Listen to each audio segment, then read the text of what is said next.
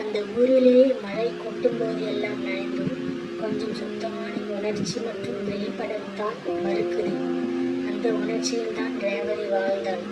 மெதுவாக நடக்கும் அவளது காலடி ஒளியும் வாடையில் கலந்து வரும் காபி வாசனையும் அந்த காஃபே மட்டும்தான் அந்த ஊருக்கு உயிர் போல இருந்தது.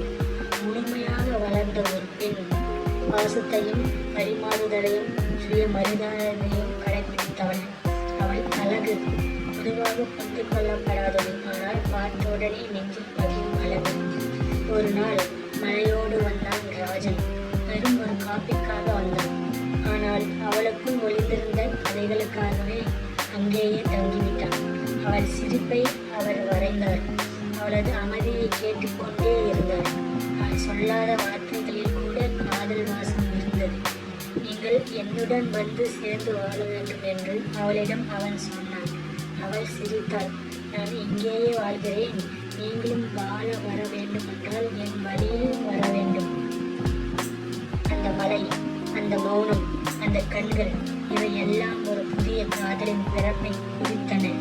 அது சத்தமின்றி ஆரம்பமான ஒரு உறவு. மலையோடு வந்த காதல், மலையோடு தங்கி